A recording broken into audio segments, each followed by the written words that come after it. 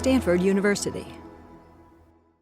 Okay, well, welcome to Stanford TS193P. This is spring quarter of 2016, and this is lecture number 2. And today we are going to talk about MVC. Okay, I'm going to try and really briefly cover that because I know only about half of you know what MVC is, and it's a very important part of doing any iOS development. And then after I'm done with that, I'm going to continue the demo from last time. We'll use MVC and learn yet some more things about Swift and Objective-C. All right? All right, so MVC, what is it? As I mentioned last time, it's essentially a way of dividing up your application, all your source code, into 3 different camps. Okay? The 3 camps pictured here are the model camp. The model camp is what your application does. Okay? Nothing about how it's drawn on screen or anything like that. Okay? It's not how it's displayed. It's just what it is. So for a calculator app, what it is, it's a calculator. So the model is probably going to be the part that does calculating. Okay? Next piece is the controller. The controller is how your model is displayed on screen. Okay? It's kind of the how. This is basically all your UI logic goes into your controller.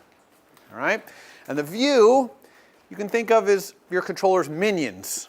Okay? The things that the controller is going to use to put things on screen. So that's buttons and labels and tables and all those kind of things that the controller needs to display what's in the model and to get input from the user to update the model as well. Okay, so those are the 3 camps. Now, it's one thing to decide where things go based on the description of the camp, but a really important piece of it is the communication between camps. What's allowed, what's not, and when communication is allowed, how do you do it, okay, in iOS? How is that communication facilitated? So to help with this, I've kind of drawn here this little Y in the middle. It's kind of like road signs, okay? So like double yellow at the bottom there is don't cross, and then solid white is, yeah, you can cross, but you're not really supposed to generally do this without being very careful. And then dashed white is like separating 2 lanes where all the traffic's going the same direction, so you can pretty much cross over. Probably want to put your turn indicator on, but off you go. Okay? So let's talk about how that works for these 3 camps.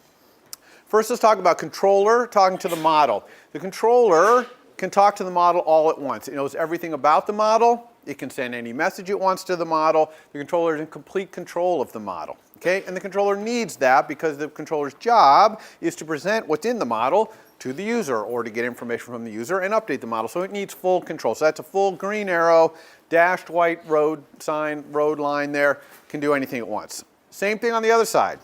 The controller obviously needs to be able to use its minions however it wants to display the model.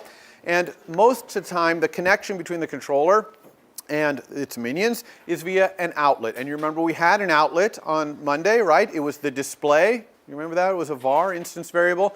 Display was a optional UI label, and that connection is how the controller was talking to its view. Okay? That label, that UI label, was part of its view. It was a minion in its view. Okay? So that's full green communication. It can kind of do whatever it wants. The controller knows everything about both sides. It has to. Let's talk about the model and the view. Those never speak to each other. Why is that? Simple. The model is UI independent. So there's absolutely nothing it has to say to the view, which is completely UI dependent. That's all the view is. The view is just the minions of the controller. And so, you know, it makes no sense for these 2 to talk to each other. So that's fire, that's double yellow line. Don't ever do that in this class, okay? No communication there at all. Okay, all communication between the model and the view goes through the controller. All right, what about from the view to the controller? Can the view, like a label and stuff like that, talk to its controller? Well, yes and no. The problem with the view is all the minions in there are generic objects like UI button or UI label. Those were written by Apple years ago. They know absolutely nothing about a calculator. So there's no way to for them to talk to a calculator and know it's a calculator. Okay? So there's limited communication between the view and the controller. But of course the view needs to talk to the controller because it's the controller's minions and things happen in the UI and needs to tell the controller what's going on. So the kind of communication we have there has to be blind and structured. Blind meaning the objects in the view don't know what class they're talking to. Okay? Because buttons don't know anything about calculator view controllers. And it's structured because since there is no knowledge of the objects on either end. They have to communicate in a well-defined, predefined way. Okay? So let's talk about some of those structured ways that the view minions talk to the controller. One of them, you learned last time, is target action. Okay? So target action is very simple. The controller hangs a target on itself by defining a method with @IB_action on it, usually in Xcode, so that little dot will work. Okay? And then the view, when it wants to talk to the controller, simply calls that method. And that connection, okay, the action being sent from the view to the controller, is wired up, usually with control drag. You saw us do that. It can be done in code, but 99% of the time we control drag to create this target action connection. So there's an example, very simple communication between a minion in the view, like a UI button, and the controller via the method. Okay? Simple one. All right. What else? What other kind of communication we have besides target action? Well, sometimes the view needs to communicate something a little more complicated than just I was touched or something like that. Okay? For example, it might be a scroll view. That's a generic view minion. And it might need to tell the controller, hey, this guy just started scrolling. Okay? Or the person zoomed into this zoom scale. Right? So it wants to notify the controller because the controller might need to know that and react to that. Okay? Maybe it affects the model when you zoom in or out. Also, maybe the view, like the scroll view, needs to make sure it's okay to do something. Like if the scroll view says, should I allow vertical scrolling right now? Maybe it wants to ask the controller that. So you have a lot of messages that have words in them like should, will, and did, okay, that the minions want to ask questions of the controller or involve the controller. Okay, so this is done via what's called a delegate, and we're going to talk about delegation next week. And the word delegate is appropriate here because essentially the view's minions are delegating some responsibility to the controller. Okay, the way this is implemented is very simple. Delegate, the delegate is just a property in the view, and that property, you might ask, what's the class of that property? Because, you know, the view doesn't know anything about the calculator view controller. And the answer is that it's not going to be a class. It's going to be what's called a protocol. Okay, and we're going to talk about what protocols are. Protocols are basically just a description of a bunch of methods that the other guy promises to implement. Okay, and so if you could imagine if the controller would promise to implement these will, should, and did things, then the view could talk to it, even if the view doesn't know what class it is. Okay, now similarly, there's an important aspect of MVC, which is that the views, okay, this view camp, cannot own the data they are displaying. Okay? Now, how are they going to display it if they don't own it? Well, they're going to ask for it from the controller all the time, and the controller is going to get it from the model. Okay? So that's another kind of protocol, but instead of will, did, and should, you've got messages in that protocol like give me the data at this location and how many pieces of data are there, okay? Things that are asking about the data so the view can figure out what's going on and display it, okay? And that's also done with delegation, although we call that delegate the data source, okay? So there'll be another property on some views called the data source, which is this protocol-based pointer basically to another object, and the controller sets itself as that so that it can get involved in providing the data for the view. Okay? So those are the ways that the view can communicate to the controller. You can see they're all predefined, well-defined ways. They're not just open-ended. Okay? Now, this leads to a situation where the controller's job can be described as interpreting and formatting the model data for the view. Okay? It also interprets view input for the model. So it's an interpreter between both. That's the controller's job. So that's really where all your UI logic is in there. Okay. How about the model? Can it talk directly to the controller? Absolutely not, because the controller is your UI logic, and the model is UI independent. So there's absolutely no way the model could have anything to say to the controller. However, what happens if the model, which is UI independent, has some data that changes? Okay? So it's maybe the model is representing data on a network and someone is changing something on the network and it's changing. How does the model let the controller know? Well, to do this we use what we call a radio station model. Okay? So the radio station is just a thing that the model can set up its own radio station, and it broadcasts on that radio station whenever anything interesting happens. Okay? And then the controller just tunes in to that station. So the model is not really talking to the controller, it's just talking to anyone who wants to know what's going on in the model. Now, all that communication on that radio station, since it's done by the model, has nothing to do with UI. It's about the data in the model. I have new data, my data changed, those kind of messages are going out on this radio station, okay? Now, other radio stations can work between other camps besides the model and the controller, and some have asked, hey, can I just create a view that tunes into the model directly and short circuit the controller? And the answer is no, you don't want to do it that way. Okay, you would want to have the controller tuning in to the model and have the controller set up this generic view thing to display the data. Question? From a conceptual standpoint, it's easy to understand what the controller and the view are the model, just like your idea of how those two things are implemented in the software. So the question is, so it's easy to understand what the controller and view are. They're displaying the UI. The model, it's less easy to kind of conceptualize what that is. So what is the model? Really, the model, it takes a little more design, but to design the model, you have to think about what is it my app does fundamentally, independent of how it would be displayed. Like imagine I wanted a calculator and it had a command line interface where I could type 5 times 3 equals, and it would work. Okay, well, that's a user interface, but the calculation, the actual multiplication and stuff, that would be in the model. So the model is more about trying to understand what it is your application does, not how it's displayed. That's the separation that we have to do in this design. So it's kind of like an algorithmic implementation. Yeah, it's more the algorithms, the data, the databases and stuff like that are more in the model. And you'll see it by experience. We'll do it with the calculator today, and you'll get an example of how that plays out. Okay, now, this all only builds one MVC. Okay, one MVC generally, an iOS controls one iPhone screen. Or maybe on an iPad, it's 2 pieces or 3 different pieces on the iPad screen. In other words, this is only controlling a little part of your app. To build a real app, we have to take these MVCs, make a whole bunch of them, and combine them. Okay, that's how we make a big app. All right? Now, when we do that, it's still important that the communication is well defined. And basically, the MVC, an MVC can only serve as part of the view of another MVC. Okay? Do you see how this is arranged up here? If you look at any of the purple controllers up there, you notice that any arrow they have to another MVC goes out that view side. Okay? So we always want to think of these MVCs as part of the view of another MVC. And there's some MVCs like tab bar controller, that's an MVC that's provided to iOS, where you might have 3 or 4 other MVCs as part of its view. And those are the things when you press on the tabs at the bottom, you see a different MVC, right? So that's what we built an app out of 4 MVCs, let's say. One of them is the top level tab bar controller, and then we have, let's say, 3 other MVCs. And those 3 MVCs might do completely independent things.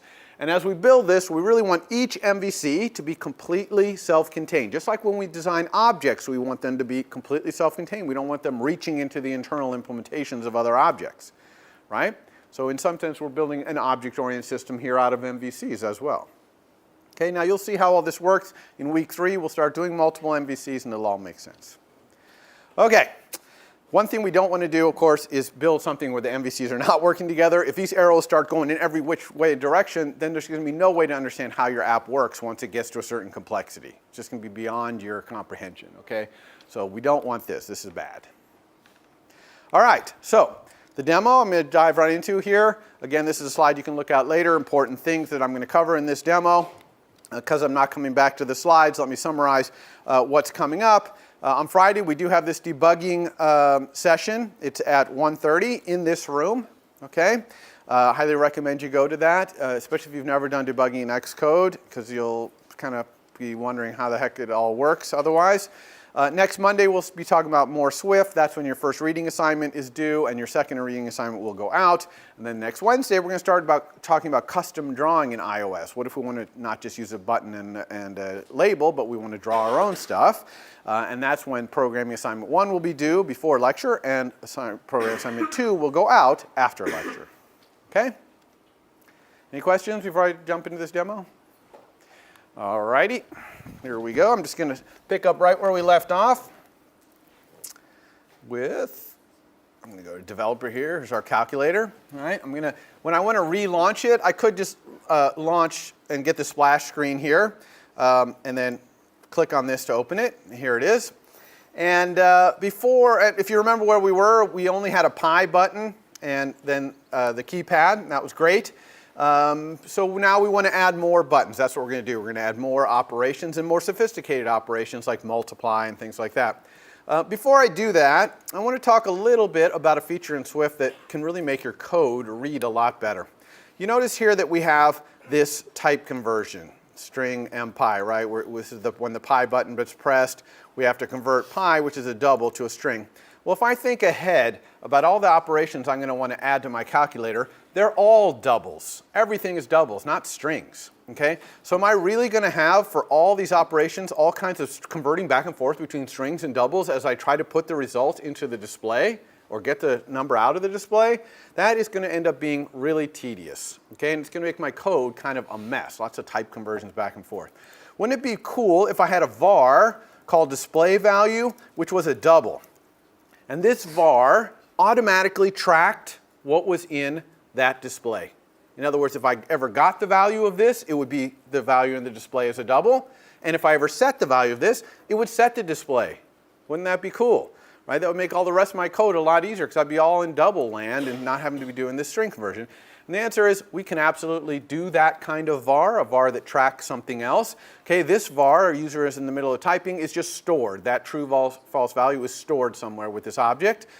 This one, instead of being stored, it's going to be calculated. Okay? And we call this a computed property. And we do it just by putting curly braces after it. Okay? And inside these curly braces, we're going to put some code to calculate the value of this property, both when we get it, okay, and when we set it. So we have this get and set keywords here. And inside here, we just put code to get the value of display value, and set is the code that gets executed when someone tries to set the value of this var. Okay, super simple. So what's the implementation of this? Really easy. When someone tries to get the display value, I'm just going to return the display's text, okay, unwrapped. But of course, this is a string, right? Okay, and this is supposed to be returning a double. So I need to convert this string to a double. So I'm going to say double, like that. Okay. Now, this is still not going to work. Okay. Why is that? Let's look at our error. It says the value of optional double is not unwrapped. Look, it's trying to unwrap this. Okay, that's really weird. See, it's putting an exclamation point at the end of this double. I didn't have to do that down here. When I converted from this double to a string, I didn't unwrap it. Why is this? I'm trying to create a double here using this string. Why do you think this is returning an optional double instead of a double? Correct. It might not be convertible, right? If I press hello in there as the string, double of hello, I don't know. Okay? Now again, it could return 0 or something else, but really it wants to say, I don't know, I can't do it. And the best way to do that is with an optional. So some constructors, okay, some of these initializers for various classes can return optional versions of the thing in the case where they can't necessarily create one for you. Okay? So that's really kind of awesome. So let's go ahead and unwrap that. Okay, now this would crash if we ever put hello in here. It's going to crash. So we're kind of designing our code assuming this is always going to have a number. How about setting it? Okay, here we want to set the display's text equal to what the person is setting the display value to. Okay, when someone sets the display value, they're going to say in their code, display value equals 5. Right? So how do I get the 5 in here, in this set? And the answer is there's a special keyword called new value. Okay? This new value is going to be the double that somebody set. Okay? Display value equals something. Now, I want to put that in display text, but of course this, what type is this right here? It's a double, right? Because they said display value equals something, and it's a double. And this has got to be a string, so I got to convert this to a string, just like I did below. That. Okay, you can always convert a double to a string, so there's no optional stuff going on. And that's it. Okay, I've now invented a new property that is calculated. And every time I ask for its value, I'm going to get what's in the display as a double. And every time I set it, it's going to set the display. Pretty cool, huh? And it makes our code like down here a lot better. Instead of having this go down here, we're just going to say display value equals pi. Okay, we don't need to do this type conversion and reference display text. Okay, everyone understand that? And this is going to make it a lot easier to add new things. Let's add another property or another operation here. I'm going to add square root. Okay, so let's go here and do square root. The square root symbol I'm going to get from the edit. If you go into edit menu of most Mac apps, you'll see this emoji and symbols thing at the bottom. It brings up this window, or you can have a lot of emoji, but you can also have math symbols. And down here, here's square root. This is the square root symbol, okay? So I'm going to put the square root symbol on this button. Square root, okay? And then it's already wired up. If I hold over here, you can see it's hooked up because I copy and pasted the pi button. We can see it's okay here because I didn't copy and paste a digit button. If I right click on it, we can see that it's only going to send perform operation. All right, so that's all good. And all I need to do here is say if the mathematical symbol equals that square root thing, then the display value equals the square root of the display value. Okay? So you can see that this code is really nice. If I didn't have that, I would have had to get the display text, convert it to a double, do the square root, convert it back to a string, put it back in display text. See how that would have been a mess? Okay? And this is only just the very first one I added. If we add a whole bunch more, it's going to be even more and more leverage to have this thing. But mostly I'm showing you this because I want you to see what computed properties look like. We use them all the time in Swift. We're going to use them yet again in this demo. And you should get comfortable with the fact that not all your properties are stored. Some of them might be computed like this. All right. I want to add more operations now. But I have to be careful here because this code really does not belong in my controller. Okay? Because this is the code of what my app is. It's a calculator, and I'm doing calculations here. So this needs to move into a model class. Okay? So now it's time to do MVC here and move this stuff into a model class. So what's our model class going to look like? Let's create it and kind of design an API for it, and then we'll get back and use it here. Okay? So to create it, okay, in fact, to create any new file in Xcode, you're going to go File, New, File. Okay? File, New, File. And when you go here, it's going to say what kind of file do you want to create. And of course, we want to create an iOS source file. Okay? Not watchOS or something. And here we're going to create a Swift file. If we were creating a Cocoa Touch class, like a new view controller, we would go here. But if we're going to create just a model class, we go here. So I'm going to double click. It's going to say, where do you want to put this? I'm going to put it in the same group, calculator, that all my other Swift files are in. You see, viewcontroller.swift there. I'm going to call it calculator brain, because it's going to be the brain of our calculator. It's going to be the model for our calculator. I'm going to click create. Here it is right here. You can see that the very first thing, it imports Foundation, not UIKit. Okay? Never import UIKit in a model file because the model is UI independent, so it would never do that. If you find yourself importing UIKit, you're doing it wrong. Okay? So Foundation is what we want. Foundation is that core services layer, kind of the basic stuff, non-UI based stuff. By the way, let me show you how you can put different things on each side. So I've got calculator brain over here. What if I want to have my controller still be over here? And you do that with these things at the top. Okay, the top line here is actually changeable. You can pick other things to show. So for example, I can go show my controller here. Okay, that way I can have them both on screen at the same time, which is kind of convenient, especially if I have a class that I'm using in another class. I can see its API here and use it over here. All right, so I'm going to create a new class called calculator brain. We know how to do that. Brain. We know how to do that. Okay, class, calculator brain. What's its superclass? No superclass, right? Calculator brain, this model, it doesn't inherit from anything, doesn't need to inherit anything. Okay, so it's just a base class. All right, now let's talk about what its API is. Everyone knows the phrase API. I hope that means the interface through which we're going to be programming using this calculator brain. It's all the methods and properties in it. So I'm going to do a little function called setOperand, okay, which just takes a double. Okay, that's going to be part of it. So if I'm using my calculator brain, I'm going to set an operand. Then I'm going to have another function in here called performOperation, which is going to operate on that operand. And the argument there is going to be a string, which is the mathematical symbol. Okay? And then lastly, I'm going to have a var, which is the result of the operation, which is going to be a double. And I'm going to do something interesting here. Instead of just having this be a public var that could be set and got, because the setting of this doesn't really make sense for anyone using my calculator brain to set this. I set it internally, okay, because of form operation. So I'm actually going to make this computed and only implement the get side of it, okay? I'm not going to implement the set. So now this becomes a read-only property. Do you all remember another read-only property we used last time? Current title in button. Okay, so current title in button is a computed read-only property in button. That title, that current title, is probably gotten from a UI label or something that the button is using to draw its title. Okay, it comes from somewhere else. That's why it's computed. Okay, so I'm going to do the same thing here. So this is how you can make a property be read-only to the callers. Okay. Yeah. So can we use the get for comparison, not just for assignment, like with equal sign? Okay, so the question is the get used for comparison? Well, comparison is actually quite interesting in Swift.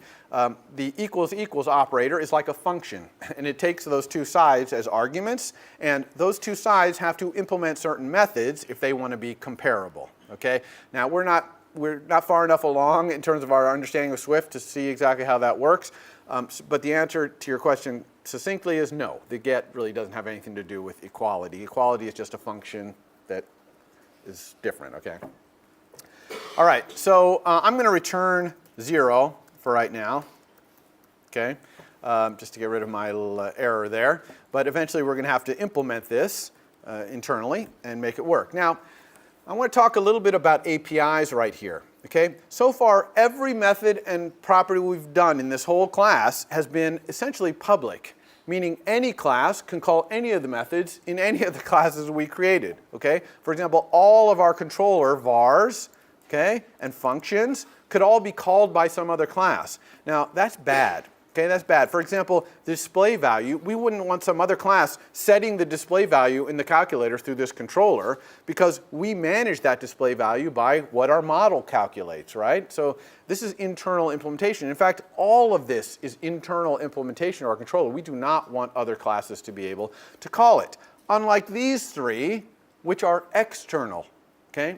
We want people calling these in calculator brain. That's how our calculator brain works. If people couldn't call this, they couldn't even use the calculator brain. So how do we specify that difference between something that should be called by other people or not? We do that with the private keyword. So I'm going to add private, okay, this private keyword right here, to all of my functions and methods over here. This is not really part of Swift again. This is kind of an Xcode thing, so I put it after that. But otherwise, we put it there, and we're going to put it for all of these. We're going to make all of these be private. And as you program, okay, you're going to see that one of the evaluation criteria on your homework is that you properly make things private when they should be private.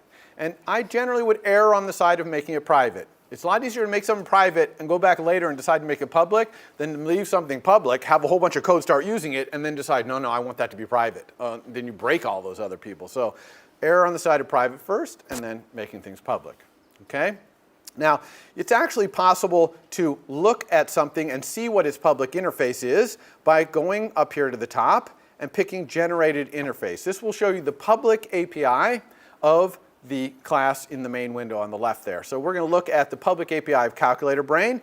You can see that it has set operand, perform operation, and result. Notice this looks just like current title, right, where it's saying this is a read-only thing. We don't see any implementation here. This is purely the API.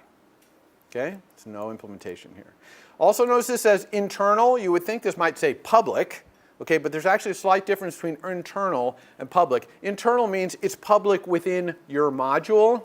Public would mean it's public to everyone in other modules. So consider UIKit. UIKit has hundreds of public methods that we can call, but it also has hundreds, if not thousands, of internal methods that only other UIKit classes can call between themselves. We don't even know what they are.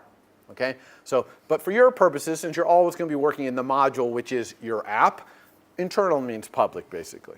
Let's go look at our controller now, and let's look at its public API. Okay? So here I selected it. We look over here, and it says, oh, there's only one public thing. User is in the middle of typing. I didn't mean that to be public. I wanted that to be private, too. I just forgot to put the private on there. So if I go back over here and say private, okay, then you'll see it goes away. So now we have no public API here. Now, it's still completely usable because in Interface Builder, we can wire up to this controller and make it appear in a tab bar controller, all those things. We can do all that without having any of the internal methods here be public. Okay, so I'm going to go back to my, go back to my brain over here. Got my controller over here. All right, so we got brain and controller. So let's think about how we can use this model over here. Okay, we haven't implemented this yet, but we've defined its public API. So how can we use that over here? Well, we really want to replace all this business with using our model, right? Because this is where we were doing model things, calculations. So we don't want that, okay? We want to get rid of that, and we want to start using our model here. Well, to have a model in our controller, we need to be able to talk to it, that big green arrow, okay? So we need a private var, which I'll call brain, which is going to be a calculator brain, okay? And this is the var that we're going to create our calculator brain, and we're going to talk to it to do all the calculations, okay? So this is just that big green arrow I showed you on those previous slides where the controller talks through this to get to the model. Now, how about creating this thing? Where do we create this? Well, you can see that we have an error up here. No initializers again. That's because this var, like any other, has to be initialized. And I'm going to create a calculator brain here.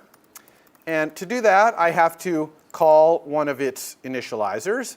And every time you create a new class, you get one free initializer, which is an initializer that takes no arguments. Okay? Kind of the basic initializer. So I'm using that calculator brain initializer. It came for free. I don't have anything that I need to initialize anyway, so that's perfectly fine. Okay, so I've created it. Now, notice that this right here, do we need this? No, because Swift can infer that brain is a calculator brain from that equal sign right there. Okay, so we do not want to put colon calculator brain there. All right, so now that we have this brain, okay, and it's created here, we can use its public API right here to make things work. Well, one thing we know is that when the mathematical symbol comes through here, we want to ask the brain to perform that operation. Okay, so we're going to pass that mathematical symbol as the operation. We know that. We also probably know that after it's done performing the operation, we probably want to put in the display the result, the brain's result, this thing right here. Right?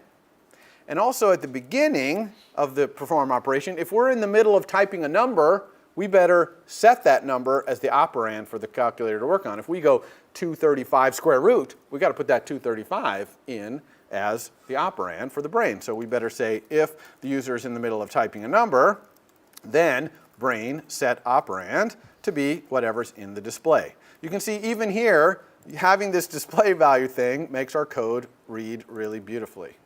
Okay? We could probably put this inside this if, because no need to set it false if it's unless it's already true. Okay, so that's it. That's all we need to do to hook our model up to our controller. Okay, and we've removed everything in our controller that has to do with actually calculating. We've basically given it all off to the model to do. So now we have to implement this. Okay, we've got to implement this brain over here. I'm going to make that be the main window here. And how are we going to do that? Well, I'm going to have a data structure here from my brain, which makes pretty much sense, which is going to be private, which is going to be called accumulator.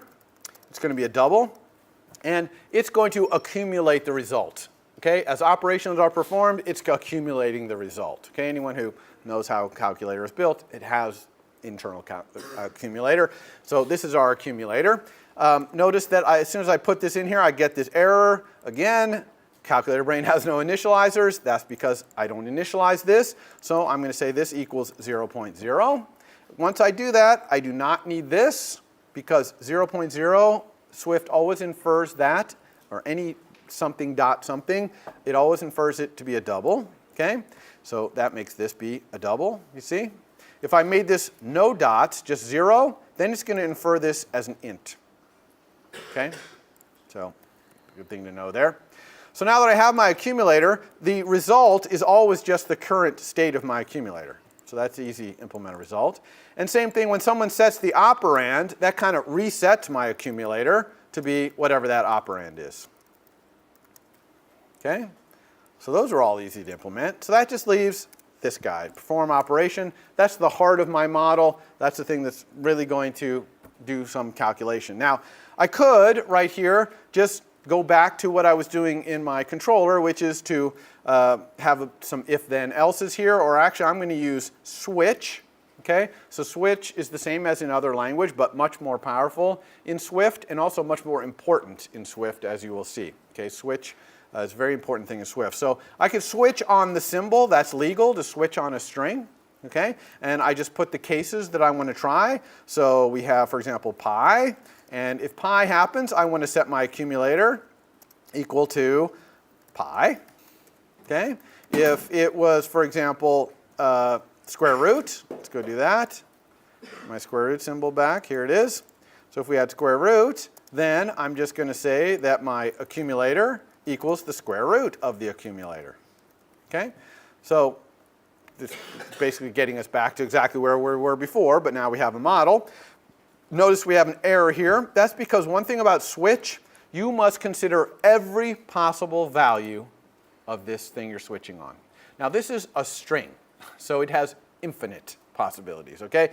Now we could spend the next few years saying case A, colon, no, we don't want to do that. Instead we're going to put default break. So default means if you can't match any of these other ones, then just break out of this, okay? Now notice my indentation's gotten a little wonky here. I'm going to teach you something fun. If you select a curly braced region, including your whole file, and hit Control-I, it'll reformat it, okay, relay it out. And I strongly recommend that when you turn your homework in, you select all and do Control-I. Okay, that way you'll be using the default indentation. Even if you prefer something else, use the default one because people reading your code are going to be able to understand it better. Okay? And believe me, you'll adjust to whatever indentation style this thing enforces on you, okay? If you're a computer scientist and you start getting religious about things like indentation, you're headed down a pretty rocky road, okay? Because when you go out and work in the real world, you're going to have companies that say, this is the way we do it, get used to it. And if you sit there whining, I don't like to do it that way, well, you probably get fired, okay? So don't do that. So here we're just going to let the Xcode do our indentation for us. So this is all we need to do right here. Okay, this is a full implementation. We can go back and run our app, and it's exactly the way it was before, but now we're using a model. Okay? So here we go. Let's try 4, 5. That's working. Square root. That looks like it's working. Let's be sure by picking a number we know the square root of. Pi seems to work. Square root. Okay, so we're back to where we were. That's nice. Now, the thing about this now is I'm about to go add a whole bunch more operations here. And if for every single one I have to do the math, each one, this is going to be a lot of duplicated code in here. Because every time I have a unary operation like square root, it's exactly the same. If I have cosine or square root or anything, it's exactly the same. It's just the only difference is these 4 characters, square root or cosine or whatever. Same thing for these constants. Only this part will be different on every line. Even for binary, like multiply or whatever, it's probably only the function that does the calculation that's going to be different. So I'm going to factor this stuff out so that all of these things, like pi and square root and multiply, are in a table. Okay? And I'm just going to have this only be doing the generic calculations, generic constants, generic unary operations, generic binary operations, and it's going to look in the table to find out what to do. Doesn't that seem like a much better design, more extensible, less code, etc.? So that's what we're going to do. So let's create that table. Okay, and we're going to call that table operations, and it's going to be the class, it's actually not a class, dictionary. Okay, so dictionary is a Swift thing. It is a generic type. You're probably used to that in Java. So you specify right here when you're declaring this what the keys and values are, what type. And so I want one, I'm going to start out just doing the constants. Let's just have this table only do constants, okay, like pi. Okay, so I'm going to have my keys be string. That'll be the name of the constant, like the pi character or whatever. And the value is going to be a double. So that'll be like m underbar pi or whatever. Okay, so I've declared it here. Now I'm actually going to initialize it because remember I have to initialize all my vars. You can initialize a dictionary right on the fly just by using this open square bracket notation. And you just put like, for example, pi, because key, colon, m underbar pi is a value. Okay, so I'm basically filling up the dictionary here. Let's do another constant. How about E? That's M underbar E. Everyone know what E is? 2.71 or whatever it is. Okay, so we could add a whole bunch more of these things into our table. Again, we're only doing constants right now. We're not doing square root and those kind of things. So that changes my code over here. Instead of having all that stuff right there, I'm just going to let the constant equal operations sub symbol. So this is how you look something up in a dictionary. Okay, here's the name of the dictionary right here. And you look it up with square brackets and the thing to look up. Okay, and now I could just say my accumulator equals that constant. Okay, but this is not going to work. Why? Let's find out. Error, it says value of optional double, question mark, not unwrapped. Uh-oh, it's optionals again. Okay? What's happening here? It wants to unwrap constant. In other words, it's saying this is an optional double. Why would this dictionary does not contain optional doubles? It contains doubles. So why would looking this symbol up in that dictionary return an optional double? Anybody have an idea? Someone besides you, because you got it right before. Yeah? Correct. Exactly the same thing as before. Okay? This dictionary might not contain that key that we're looking up. So it's going to return nil to say I couldn't find it. So we simply need to unwrap it. Now, this is dangerous because maybe somebody is using my API and they perform an operation that I don't understand. Now I'm going to crash. That's not very friendly. So here I'm going to use if, the if let, and set my accumulator. And I'm just going to ignore any operation that I don't understand. I'm not going to affect my accumulator. Just leave it. Okay? All right, so let's run. Make sure this works. All right, so the square root's not going to work because we don't have square roots in our table here. We only have constants, but we have these is still working and pi is still working. Okay, so that's good. So we didn't break pi at least. And if we had an E key, then the E key would work as well. All right, now we want to extend this to do square root. Okay, how the heck we're going to do that? I mean, really what we want to do is just say square root. Oops, I keep doing that. Square root. Let's get our friendly neighborhood symbol for square root here. Okay. Square root, we really want to put square root right here. Okay, the square root function. That's really what I want to do. And like if I had cosine, I'd really want to put the cosine function here. Okay. Now, this is obviously not a double. That's not going to work. So this can't be a double. This has to be something else. Okay, it has to be something that would work for a double and would also work for a function. Okay, how are we going to do that? Well, we're going to implement a new type, okay, and it's similar to class. It's called enum. Okay, I'm going to call this enum operation. And inside this enum, I'm going to have all the different kinds of operations I know how to do. Now, you're probably used to enum in other languages. What is an enum in most languages? It is a discrete set of values, right? An enum has to have discrete values. Same thing in Swift. It has a discrete value. So, for example, it might be a constant, or maybe it's a unary operation, or it might be a binary operation, or maybe it's equals, the equals sign, which is kind of a special operation, okay? So enums are the same. What's different about enums in Swift is that they're like classes in that they can have methods. Okay? So I can go down here and say func, something, take some arguments, return something. I can do that down here. Okay? Enums are allowed to have methods. Now, they can't have any vars. Okay? They can have computed vars, but they can't have any storage vars because this is essentially their storage. Okay? The enum. The other thing about them is they cannot have inheritance. So you can't have a new enum that inherits from another enum, which probably would be weird anyway, so that's not much of a restriction. Okay? The other thing about enums is they're passed by value, and I'm just going to postpone talking about that until I show you struct, which is another passed by value data structure, in a moment. Okay? So here's operation. That's great. So now I can change pi. That's an operation.constant. Okay? Comment that out for a second. This is also an operation, a constant. This is an operation.unary operation. Okay, and this is also an operation.unary operation. Okay, cool. So we can now change this double to the type operation. Okay? And errors go away. These are all operations. It all works.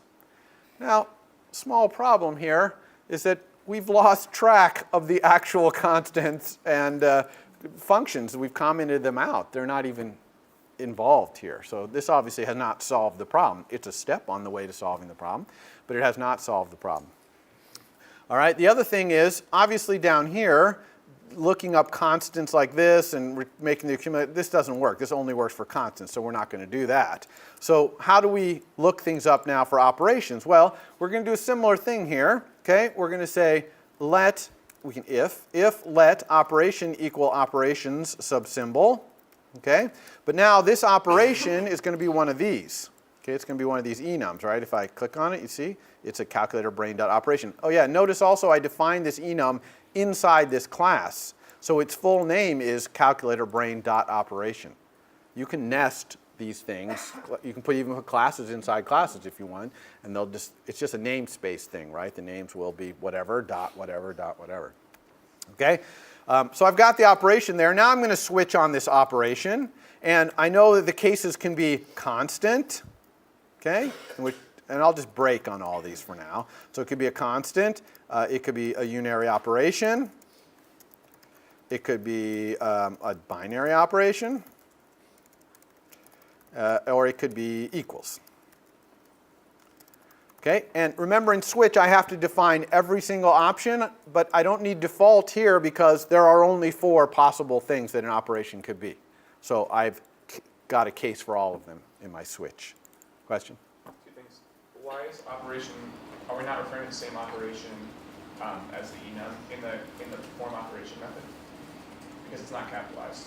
Yeah, this operation, not capitalized, makes it a local, we're making it a local variable here, yeah. And actually that's a really good opportunity for me to talk about how you capitalize, okay? All types you want to be capitalized, like calculator brain, dictionary, operation, string, double. Do you notice they all are capitalized? Operate, everything, okay, is capitalized. All local variables and vars, lowercase first letter, and then capital letter for all the subsequent words in there. So it's called camel case. You guys know, have heard of that before.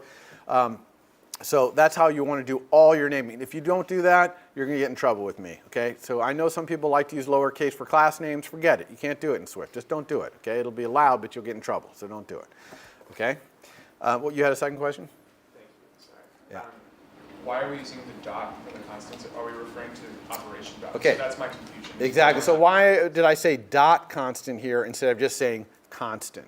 And the answer is, yeah, really we're doing operation.constant, but Swift can infer that it must be operation because it knows this is an operation. Okay? Is that because it's within the operations dictionary? It's between it's part of the enum for operation. You see, operation is not really, we're not inside the dictionary here. We pulled it already out of the dictionary. So how does it know, is it intelligent enough to distinguish, even though you've included a lowercase operation, that it's referring to the enum with the uppercase operation? Oh, okay, it knows that this lowercase operation is a capital operation because I pulled it out of this dictionary, and it knows that that dictionary has operations as its value. So when I pulled out its value, it knew it. There you go. All right. So this is all going good, except for, again, we don't have the pi and the e and the square root and the cosine in here. So how are we going to get those things in there? And the answer is, you actually already know it. You've heard it before. Associated values. Okay? Remember, optional has that associated value. All enums have associated value. In fact, optional is an enum. Okay? This is what optional looks like if you were to look at it. Enum, optional, case, none, that's the nil case, case, sum, with associated value, t, and then optional is generic type, just like dictionary, it has this generic type. So this t could be any type, and that's how optional works. Okay, so we can do the same thing down here. We could associate, for example, a double with constants. Okay, because constants need a double, m under bar pi, we need that thing. Okay, and so we're doing the same thing that optional does, associating a value with our constants. So we have this constant double. Then here, when we declare the constant, we have to provide the associated value, which is m under bar pi. Okay, now we can get rid of our comment there. Same thing here. We can take this m under bar e and associate it with this constant. Oops. Okay? See how we're doing that association? Now, how do we get this associated value out when we're looking at a constant down here? Right? Here we switched on the operation. We know that this is a constant, right? We looked it up in the operations dictionary and we found that it's a constant, let's say, like this one. How do we get it? You do that by right here saying let associated, constant value or whatever you want to call. This is just a local variable. You can call it anything you want. Okay? That will make this local variable glom onto the associated value. Okay? And so now we can say accumulator equals the associated constant value. Okay? So that's why I said switch is really powerful. It does this kind of pattern matching to get these associated values out. So you do that with switch. Okay? Now associated constant value, it's kind of yucky. I'm just going to call it value.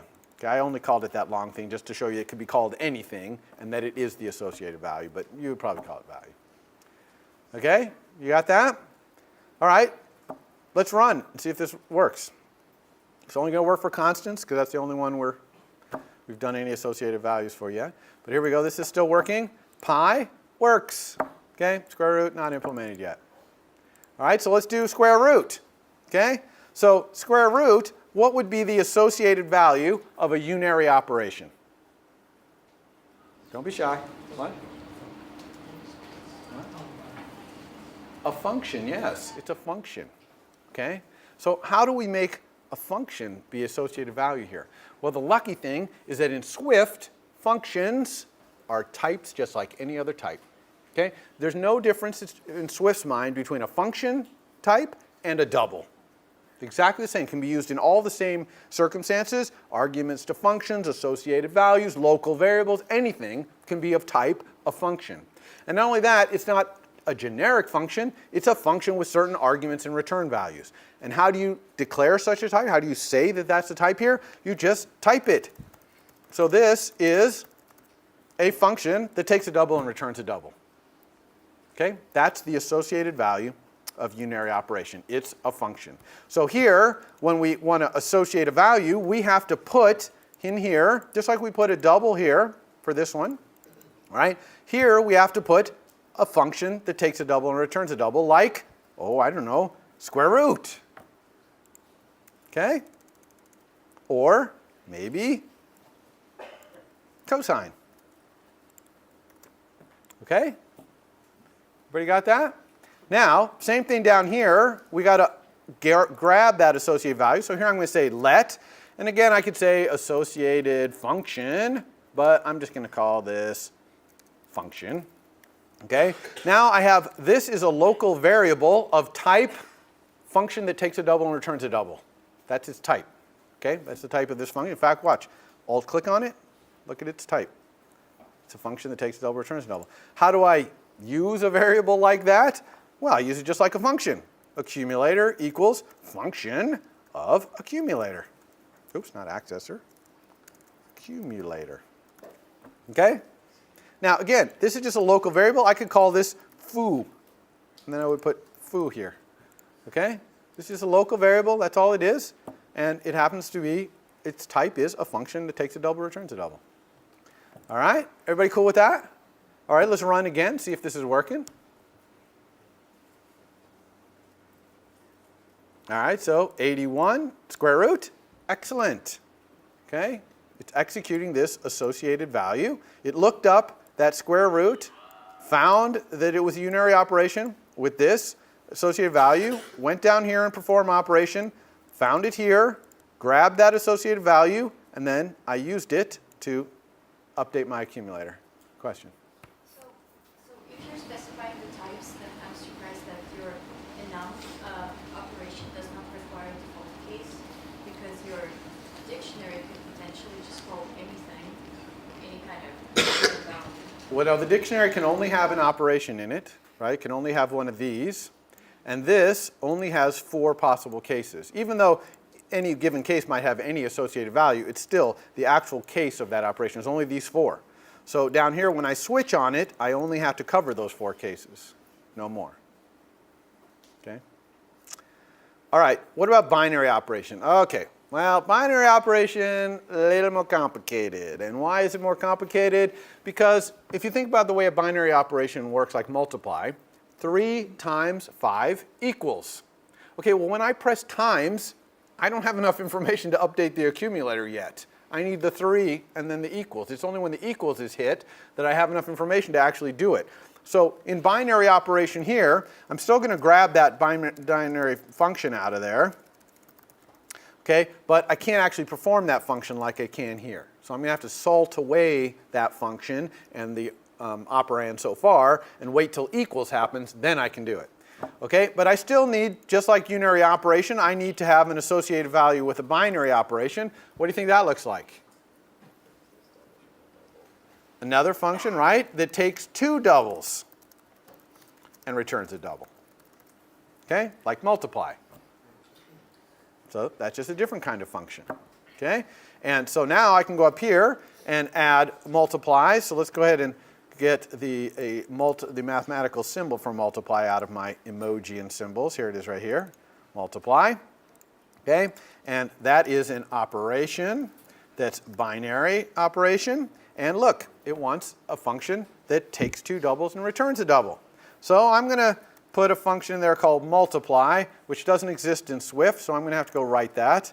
Oh, by the way, we have another thing here which is equals, which is operation.equals. Okay, so it's a kind of a special operation there. Okay, so it's complaining here because multiply doesn't exist. All right, so I'm going to write multiply. Here it is. I'm going to make it a global function even, just like square root.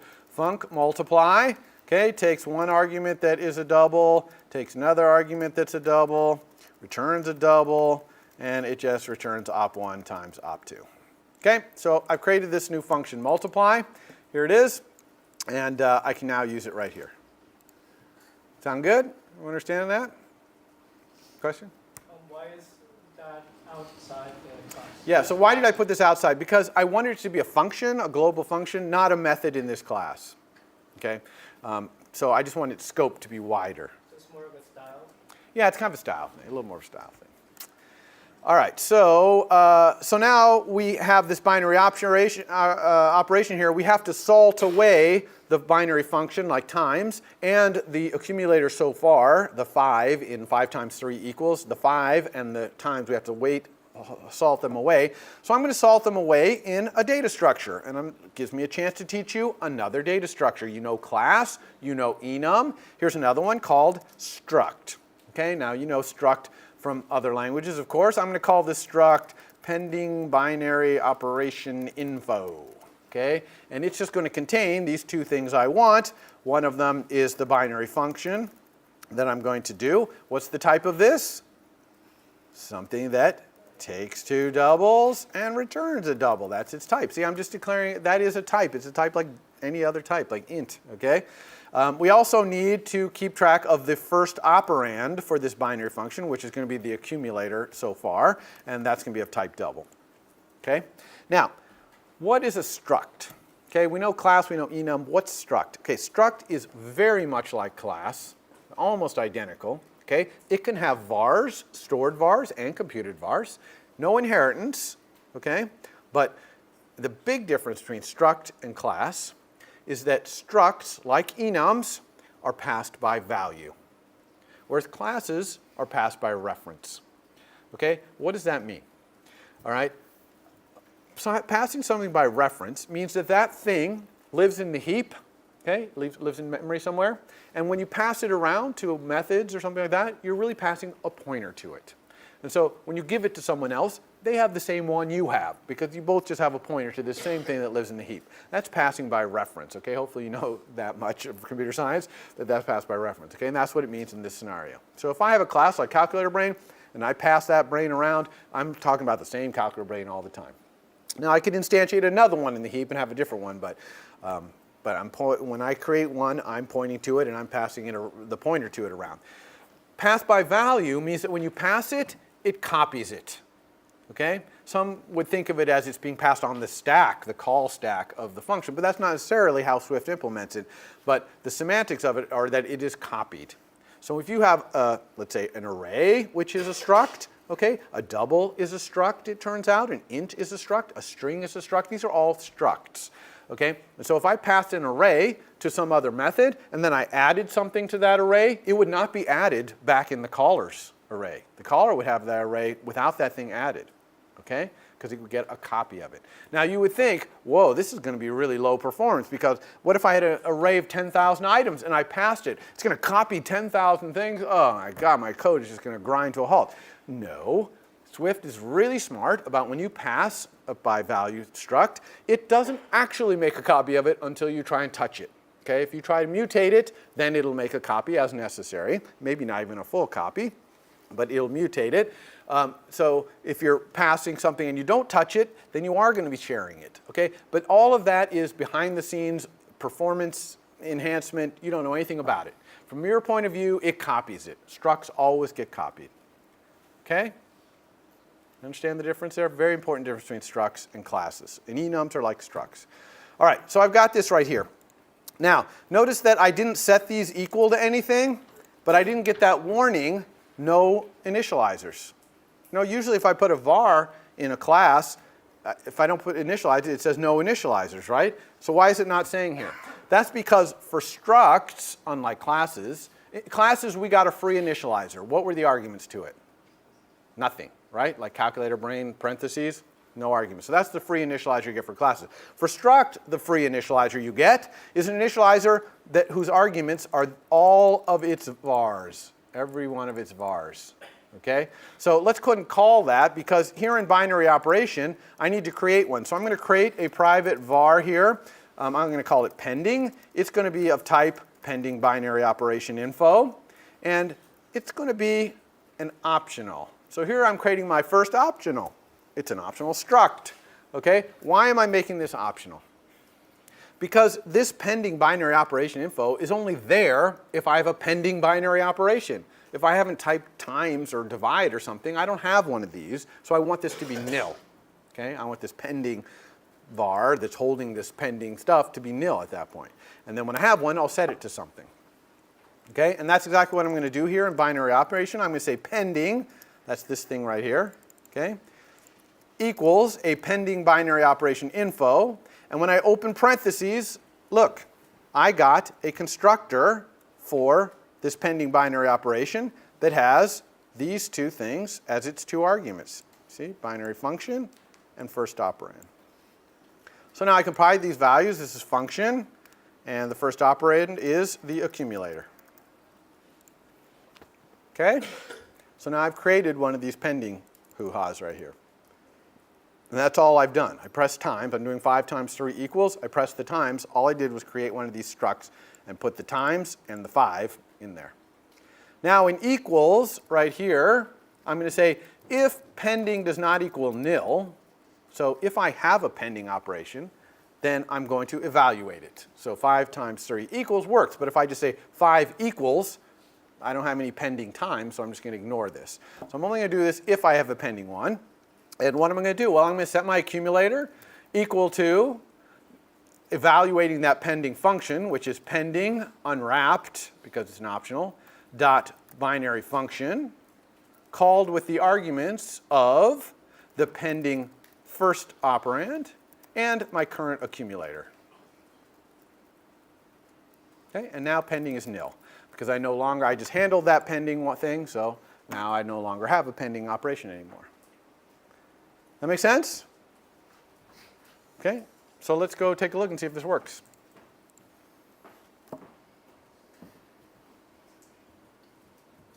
All right, here we go. Let's try, oh, we don't have a times button. So let's go back to our UI and add a times button. Well, in fact, we'll add all of our binary operations here. Okay, so I'm going to just copy and paste. Put this here, paste another one. Here, we'll put all my binary operations across the top here. Paste. Okay, go here. We'll go to our little emoji and symbols thing. Here's times. We'll put divide right next to times. We'll put plus right here. put minus right here. We could put some other buttons down here too, like maybe we'll put cosine. Yeah, let's put cosine in there. Oops. Cosine. Did I have another one? E, I guess I had, right? Put E in there too. E. Let's also put a equal sign. Got to have that. We'll put that down here. Equal sign. And here, in this empty space, it's just begging for me to put something there. I'm going to put period, because in your homework, you're going to have to add the capability to be able to enter floating point numbers. So you'll need this one, so I'll put it there for you. Okay? All right, so here's our nice UI. Looks really pretty. And let's run it.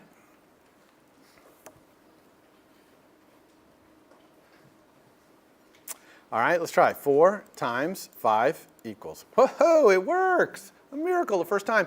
Okay, let's try something a little more complicated. How about this? Well, let's do some other things. Square root still working. Cosine, let's like pi cosine. Ooh, that worked. Cool. All right, there's E, 2.71, nice. Here's something that doesn't work though. Watch this. 7 times 8 times 2 times 3. Uh-oh, this is not working.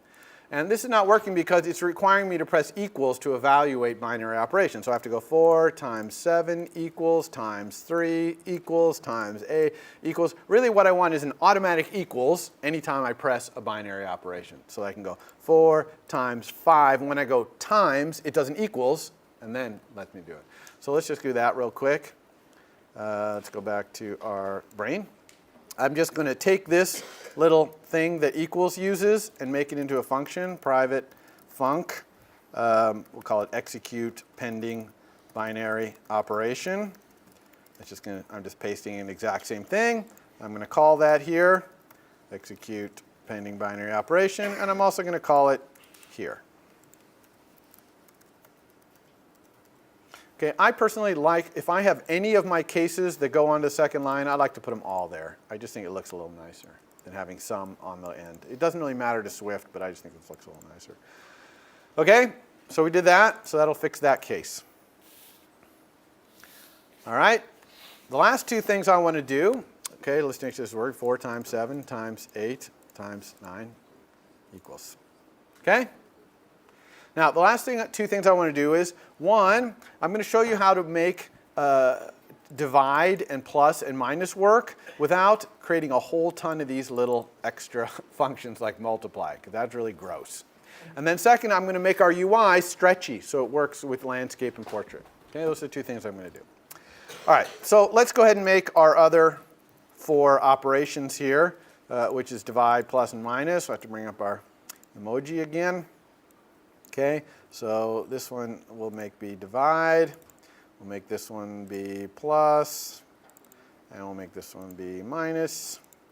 Okay, now here I could have a function called divide, and another one called add, and another one called subtract, and then I could go up here and make one of these for divide and one of these for add. And okay, but if I start doing that, what a mess. Okay, I've hardly even gained anything by having this nice table of operations if I also have to have a separate function for everything I want to do.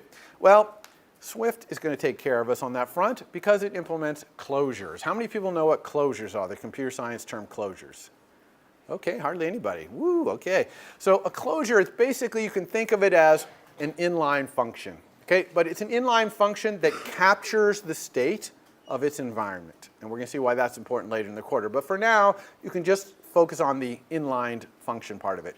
So I can actually take this multiply function. Okay, I'm just going to select the function without the word multiply. And I'm going to cut, and I'm going to paste it right in here.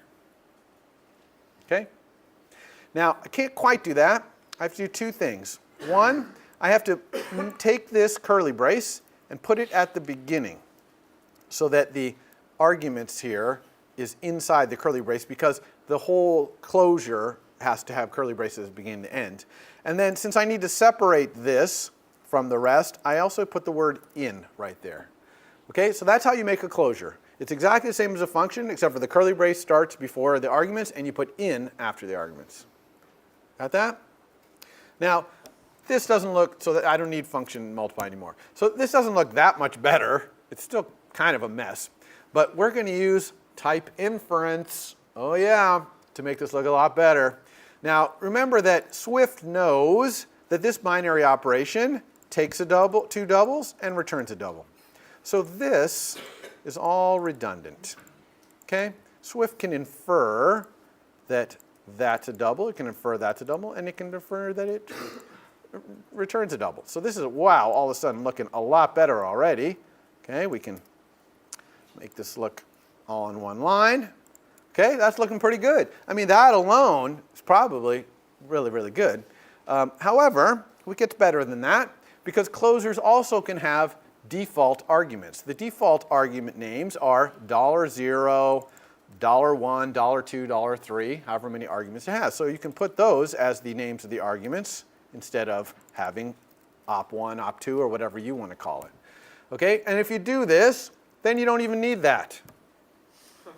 Okay, if you use the $0 and $1, and since this is a double, and Swift can infer that this returns a double, you don't need return right here. Okay?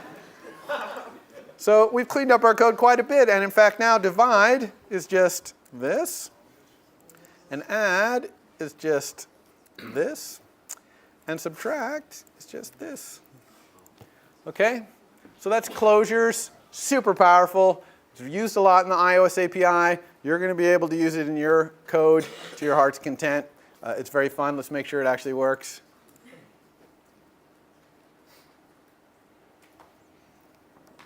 All right, 7 times 8 equals. All right, divided by 5 equals. Looks good. Minus 9 equals. All right, so all of our things here are working. Okay, we also could, so we can do that for our unary operations as well. What if we wanted, for example, something like change sign? Let's go find something to be change sign. How about this? That's not really a change sign symbol, but I'm going to use it for that. I could say change sign is operation.constant, or .unary operation, sorry. Unary operation, and I need a function that takes a double, returns a double. How about minus $0? Okay, that changes the sign of the one argument. And Swift is smart enough to know that this has one argument and that it is returning that argument and that unary operation is double, double, so it knows that this must be a double. It'll even infer that. Okay? All right, so that's it for our calculator brain. And if we look back at our calculator brain and the code in it, all the code here has nothing to do with UI. It's purely about calculating. And it's super extensible. If you want to add more operations here, all you need to do is to provide the type of operation and what's specific to that operation. All the calculation is done in this very simple function right here, the only complexity of which is this pending binary operation thing we have to do. By the way, this right here, this struct, should also be private. Okay? This struct, which is calculatorbrain.pending binary info, that's its full name, that should be private as well, because we're only using that internally. Same thing with this operation, it should be private, because we're not using it in our public API, and same thing with this operation should be private. Okay? Should make everything private that you can make private. Okay? Make the things public that you intend to support forever in your object. Okay? All right, so let's do that UI thing I was telling you about. Let's go back to our storyboard here, and we want to make this thing so that when we, let's see what it looks like now actually. Okay, so our UI, we know it doesn't look very good. This is not lined up. This is kind of nice right here, but it's not lined up. But what happens if we rotate to landscape? The way we do that is hardware, in the simulator, hardware, rotate left and right. Okay, I'm going to use command keys to do it. Command arrow. That really looks bad because I can't even say equals 6 times 4. Okay, I can't even use this UI. It's so bad. Okay, so we need to fix this UI so that when it's in portrait, it's using the whole space, or laying the buttons out to make it work, and when it's in landscape, it's using the whole space and the buttons are a different shape. Okay, how are we going to do that? Well, I'm going to do that by taking each of these and putting them in a little stack, and then I'm going to take the 5 stacks and stack them together, and then I'm going to stack this whole thing with this, okay, and create a stack of stacks, and then I'm going to bind the left, top, right, and bottom edges of that whole thing to the outer edges of my UI. That way when the outer edges of my UI change, that thing will change, and the stacks automatically know how to reallocate the space. Okay, simple as that. So that's what we're going to do. So let's make stacks here. The way we do that, we select the things we want to stack. We go to Editor, embed in a stack view. Okay, and that's going to put it in a stack view here. Now, we can also go over to the inspector and inspect some things about this stack view, like I want some spacing, 10 points between each one. Also, you see how the cosine one is wider than the dot? I don't want that. I want them all the same. So I want it to distribute its space equally. Okay, so now they're all equal. Okay, same thing here. Okay, 10 points. And fill equally.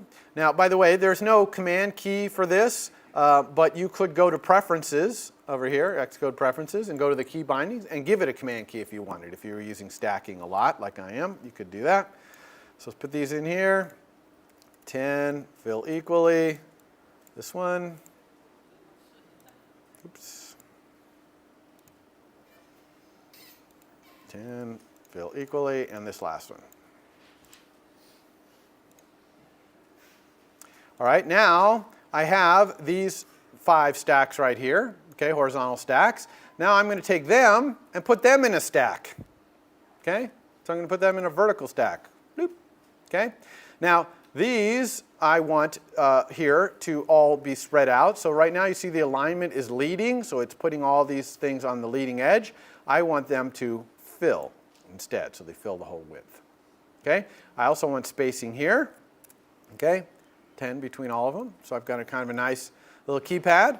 Now let's stack this with this. So I'm going to select both of these and stack. Okay, put them in a stack together. Again, I want spacing. I definitely do not want fill equally here, because that would make this blue thing the same height as this big stack. So we don't want that. We just want fill. That means they're going to be their natural size. Okay. So for this, it's going to be the size that fits this text, and for this, it's going to be a size for all those stacks to fit their contents. All right, now I'm going to finally use the blue lines, okay, because I'm going to put this thing up in the upper left corner right here, okay, and I'm going to anchor it to that corner. And here's how we do that. We use the Control key, just like we did when we were dragging to the code. We can also drag between elements in the UI. So I'm going to drag between this stack thing and this outer container. So I'm just dragging up to its top edge. Now when I control drag between things, I can constrain them to be related in some way. Like I could make them be equal widths. I can make this thing be the same width as the container view. Or I can do what I want, which is constrain the vertical spacing of this to the top layout. In other words, kind of attach that to it. So I'm going to create that. And you can see it creates this little I-beam. It's a really tiny I-beam right there. Okay, I'm going to do the same thing to this edge right here. I'm going to attach the leading space to the container margin. Okay, and I can do the same thing. Now, by the way, when you do this, be careful when you control drag. You want to make sure the thing you're dragging from is the entire stack. Don't be, just control dragging from this 8, or it'll actually pin the 8 to the edge. Okay, you want to pin this whole stack view, and I'm going to show you how you can select the whole stack view in a second here. So let's drag this over. This is going to be the trailing space.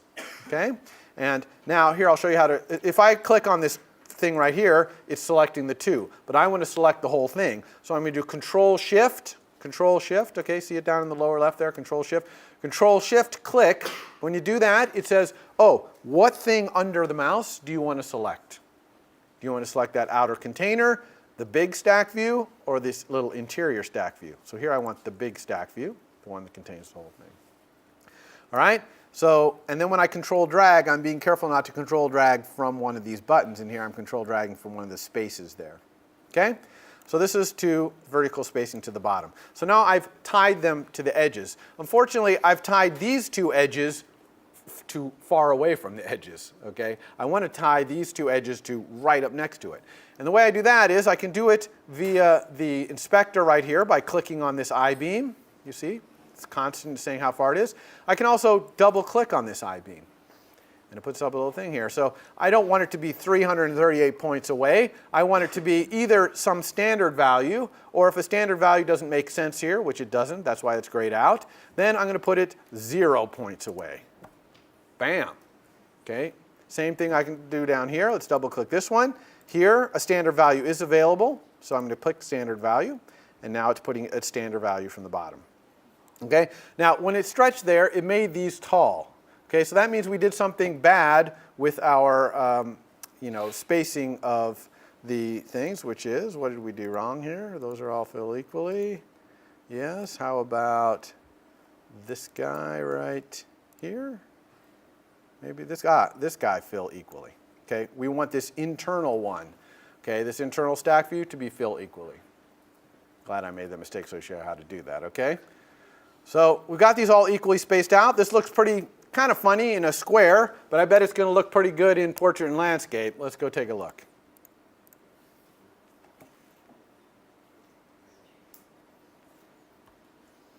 All right, here's portrait. Hey, that looks pretty darn good. 4 times 8, plus 9 equals square root. Okay, cosine, pi, cosine. Excellent. Let's take a look at landscape. Woohoo! It worked. Okay, so very little work here, and we can make our UI stretchable. Okay, now later in the quarter we're going to have more sophisticated UIs than just these stack things, but we'll still be using that control dragging to the edges. Now your homework assignment is to reproduce everything I've done in these 2 days, add that floating point number, add a little text field that shows a history of all the things that have been typed in, and add some more buttons. So you're going to be doing outlets, actions, and a little bit more. And that's basically your entire homework, okay? It's all posted. See you next week. For more, please visit us at stanford.edu.